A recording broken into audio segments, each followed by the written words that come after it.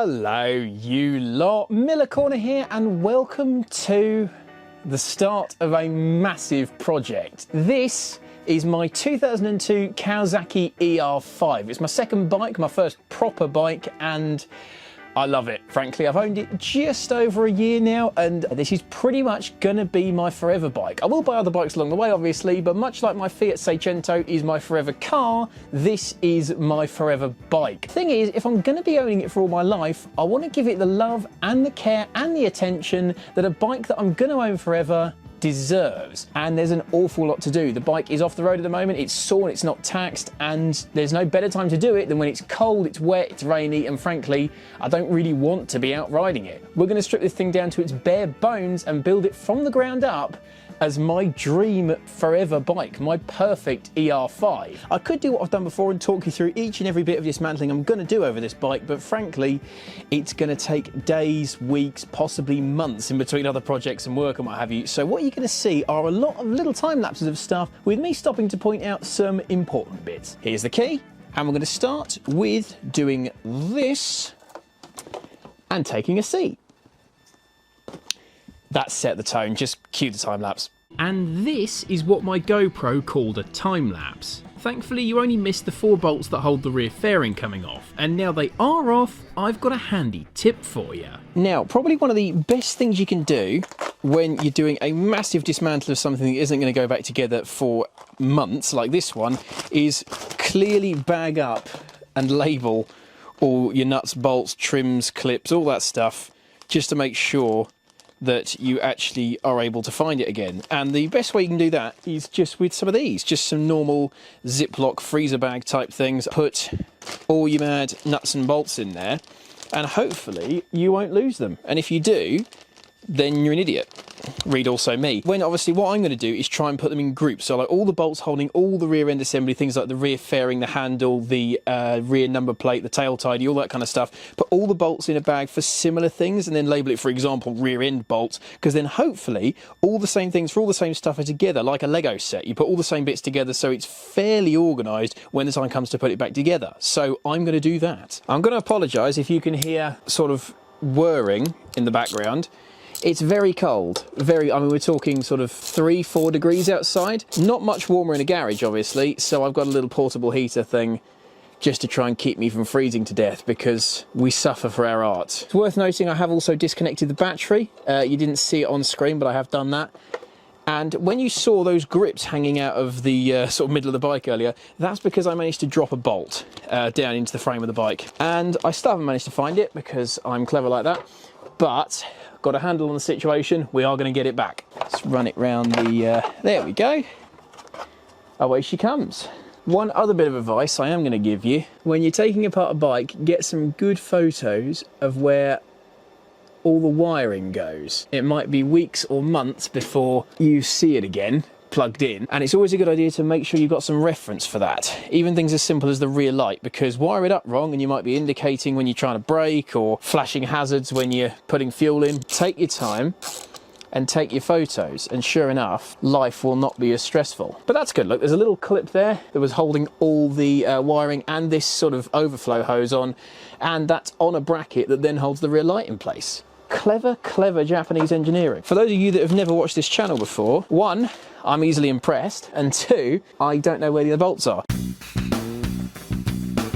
There we go. Sayonara. The rear end dismantling continues with the tail tidy coming off with the indicators and number plates still attached, being sure to photograph which wire flashes which indicator. I then move on to the front end bodywork, just as Dad turns up to provide moral support. And tea. Naturally. Could you get me like a 4mm? That'd be a 8 probably. I haven't got an 8, I don't think. Oh Christ, yeah, but you don't organise your sockets, so I've no idea where anything is. You need to organise your sockets, Mush. It was organised. Well, yeah, when you bought them, yeah. Well, you found a 10mm, which in itself is a win. Oh. Being rubber. Hey, there we go. It's another, there we go. The bodywork continues to come off with nothing left untouched.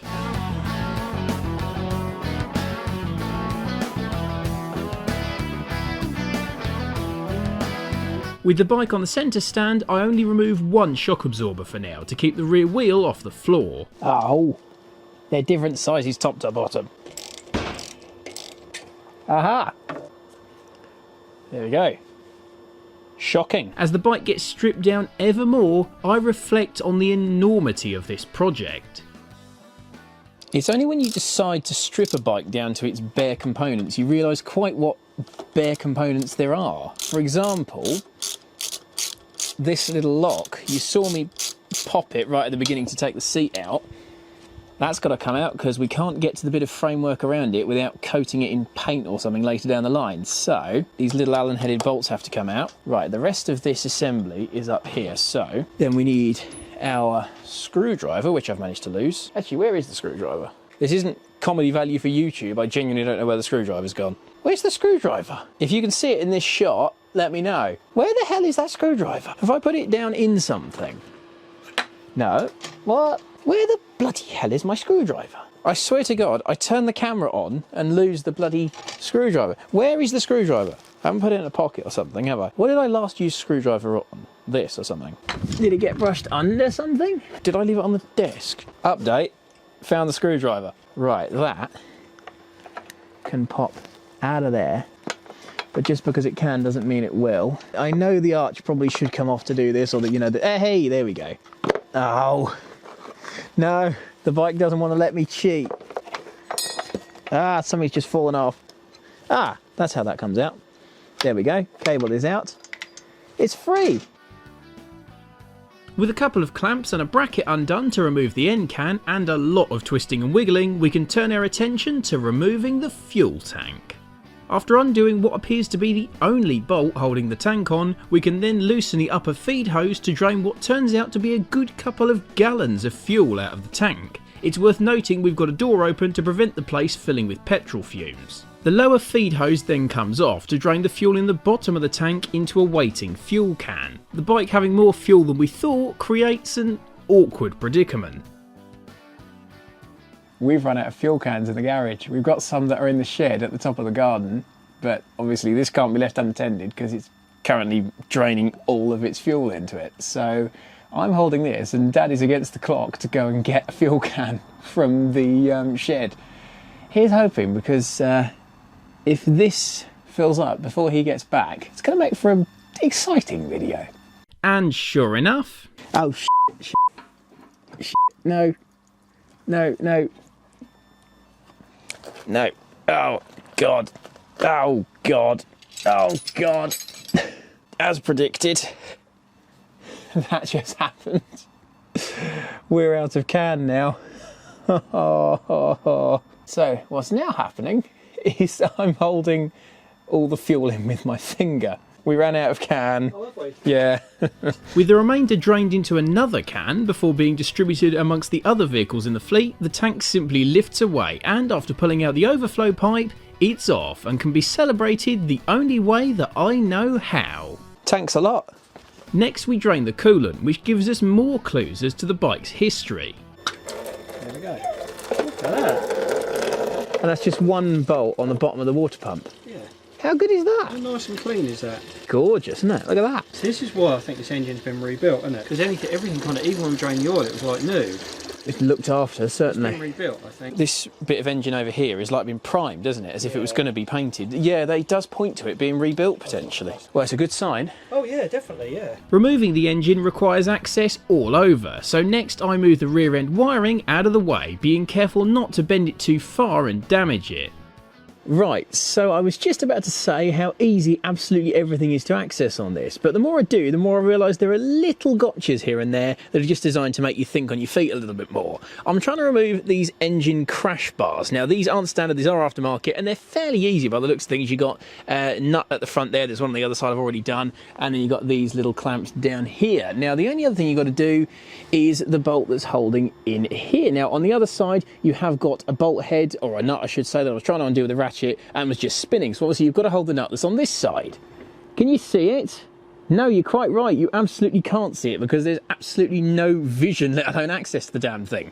Now, what there normally is a little intake trumpet that actually goes behind there. It covers up that wiring just for the air intake. There's the filter you can probably see in there. I mean, you can kind of see there is a little nut in there, which is on the other side of what I was trying to undo down here, which will presumably release both crash bars. So I had to take the intake trumpet off, get the wiring loom out of the way, and then I can thread me 17mm spanner on, and I can access and get leverage on a nut that I can barely see, let alone do. So now I've got that on there, let's see if it'll do. That feels like it's undoing. Literally, time will tell. Okay, that nut's now off. Are you supposed to undo it like that? Because that access is appalling and it's going to drive me mental. Just FYI, if you fitted these crash bars, or as you design these crash bars, I should say, I hate you.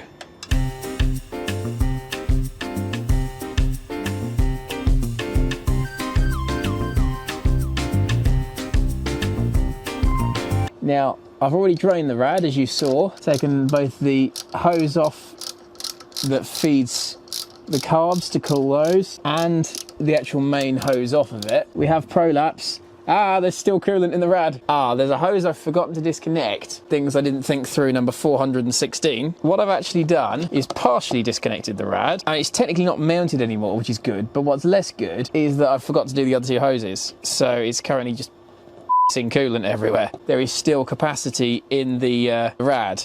Like, the whole rad could still be full of coolant. We drained it at the water pump, so who said total restoration of a bike was... Oh, wow. I know why my fan might be a bit noisy. That is not in good health. Now, what I've rather stupidly done, which I've disguised as being brilliant genius, but what I've actually done is really stupid. The entire rad is now hanging off of just this one hose that you can't really see from where you are. Hello. You got gloves? Tea. Oh, and you got tea as well. Oh, you're just a legend, you are. You've been right round it with her. I've been most of the way around it. There you go. Okay, there you go. Hey. Right, let's have a go at getting these headers off. Crash bars out of the way and rad off, next the headers come off. This proves to be mercifully easy, with all the nuts coming undone with just a bit of force before the headers can be lifted off. No, really. Everyone talks about the 10mm, but I tell you what, 12mm matter.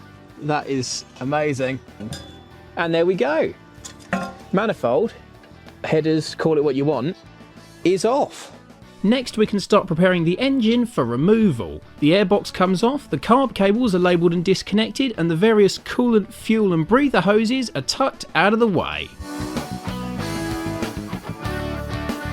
The removable piece of frame on the right hand side is unbolted to free the engine, and with the chain slackened off and a jack supporting the engine on the sump with a block of wood, we can also start getting the engine bolts loose and removed in some cases. Right, so there's nothing holding the front of the engine now. No. Slightly scary thought. So the only thing that's holding it now is the jack and this bottom bolt. Right, pull that. Yep. I don't think there's anything holding the engine in. Shall we find out? With the final engine bolt unceremoniously pulled out, it's go time. Now the engine's supported entirely by the jack, it's a delicate balancing act to lower it out of the bike without hitting or crushing anything or dropping the engine. This really is a two-man job, as we combine watching for clearance and making sure the engine's stable. Eventually, with a stack of plastic tubs to cushion the engine placed underneath it, a strategic combination of the jack, my dad's strength and a lot of hoping pays off. Do you want a bit? Hang on to the frame just a bit. Yeah, so it doesn't move. Yeah. That'll be an engine out. Yeah, it didn't land well, eh? It didn't land very well. I'd be very careful where you go from now because you're sitting on the sprocket. It sounds like I'm going to be able to lift it. You're on the floor. You've actually touched down there. That is out. Hey! Great success. Great success. Right, I've got it out. I'll get it back in. So there we have it then. You might notice that I'm wearing completely different clothes. That's because it's the next day, because frankly I was disgusting getting that engine out and we had curry for dinner, so I couldn't be bothered filming an outro. It's a few days later and the Kawasaki is pretty much completely stripped. We've got no bodywork, no seat, no engine, no suspension. it's pretty much a stripped bike now, bar the whole front end, which is not going to be touched really. It doesn't need to be stripped down or painted, and it's not in the way of anything. And the swinging arm is still here. That will come out at a later date to actually paint and tidy that bit up, but it's easier to move it around as a whole bike with a rear wheel than it is to carry it around and have to wiggle it. This is actually a solid frame. It's not perfect, there is a bit of surface rust and stuff, but crucially, it's structurally sound and really not bad at all. For a 34,000 mile, 20-year-old bike, this is a really, really good one. I've seen much younger, much lower mileage ER5s that are fit only for use as scrap metal. This one is solid and a great basis for building my dream ER5, which is exactly what I'm going to be doing next. We've stripped the bike down and now we can set about building it back up again. For now, thanks very much for watching everybody, and have a brilliant rest of your day though. Catch you soon and have a good one.